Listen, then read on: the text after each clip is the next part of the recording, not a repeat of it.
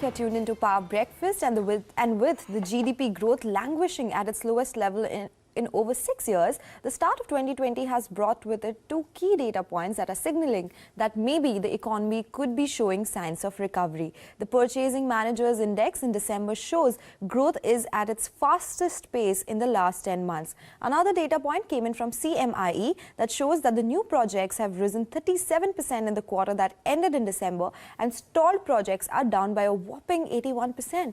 Latha Venkatesh is here with the details. Latha, new hope in the new year? In this case, the details of the data look even better.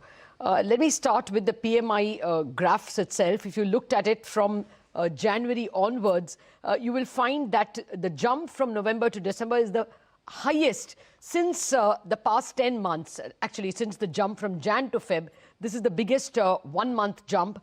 Everything has risen within that PMI index. New orders have risen for the fastest pace since July. Input costs have inflated, but the producers have been able to pass on. So output charges have also increased. So input costs have grown at a 13-month high. Output costs are growing at a 34-month high.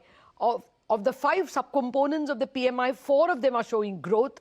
Growth is led by consumer goods, intermediate goods doing reasonably well. The only thing that is still sulking is capital goods, which are showing contraction.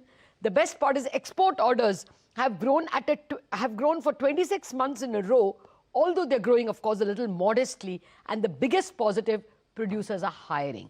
And hiring is the strongest since the month of February. So very, very positive numbers coming in on PMI. The only negative is that people interviewed were very cautious about the year-ahead outlook.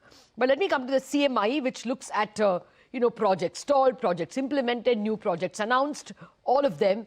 So first, let's begin with new projects announced. That has shot up to 4.3 lakh crore in the December quarter. And look at the previous highest in past 7 quarters, especially the first 2 quarters. If you look at the June quarter and the September quarter, they were just 2.5 lakh crore. So compared to that, 4.3 lakh crore is superb. And just to let me not make it too optimistic, even if you did about 3 lakh crore in the 4th quarter, that is Jan, Feb, March, we would still only reach 10 lakh crore, which will be the lowest since 2013-14. So while Q3 is better than Q1 and Q2 and best in 7 quarters, as a year it will still be very modest. But there are other positives as well besides new projects. Project completions for the quarter, October, November, December, was 1.36 lakh crore. Again, very strong compared to the June quarter, which was 0.8 lakh crore, and again 0.8 lakh crore in the September quarter as well. So compared to that, it is actually doubled in the 3rd quarter. Cumulative completions for the year 9 months stand at 2.95 lakh crore. That would still be very small compared to what happened in FY19. But the point we are trying to make is that compared to Q1 and Q2, Q3 is very good. Stalled projects is where the numbers look best. It is the stalled projects is the lowest in the past 11 years. So that is very important. People at least are not taking back decisions. Likewise, abandoned projects have also declined in the sharpest pace in 11 years. So that again is a positive. Projects which were earlier abandoned and revived are again very high at 78,500 crores. That is the best in the past 3 quarters. So looks like whether you looked at projects or you looked at PMI, we have a good thing going. Maybe economic recovery is here. Well, as the numbers show a glimmer of hope for the revival of growth, let's listen in to some opinion coming in from various economists. I think the picture continues to remain hazy because I think if you look at the auto sector or the exports, the growth is still negative, although the pace of deceleration is coming down. I think another development apart from what you were just pointing out is that the terms of trade for the rural economy, I think, are becoming somewhat favorable. I mean, in terms of with the rise in food inflation vis-a-vis non-food, I think the farmers' income is expected to get some lift out of that. I think the terms of trade have been adverse for last 2 to 3 years.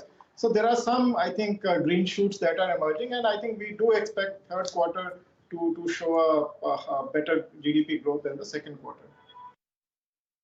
if I really look at the bank credit, the growth in the bank credit has actually plummeted to about 6.9%. Large industrial credit is just about 3% growth at this point in time. So I don't see the overall economy turning very significantly at this point in time, despite the relative uptick that we have seen in the manufacturing PMI. All right, some good news coming in, but let's move on and talk about the debt-ridden Jet Airways that is yet to attract any significant interest from investors. The lenders to the airline met yesterday and have set January 15th as the deadline for expressions of interest. Latha Singh reports on the details. As we have been reporting, the lenders for Jet Airways have now decided to extend the deadline for submission of expressions of interest to acquire Jet Airways to the 15th of January compared to 6th of January, which was the initial deadline.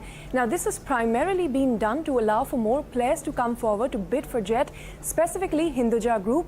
Now, the Hinduja Group has publicly said that it is still keen on looking at Jet Airways if certain conditions are met, including waiving off of legal liabilities. And keeping that in mind, banks are hopeful that, if a deadline extension is granted, perhaps more players, including Hinduja Group and other serious players, could come forward. However, at this point of time, there are only 3 potential suitors, including Hinduja Group. The other one is Synergy Group that had emerged as the sole contender in the last round, but failed to submit a binding bid.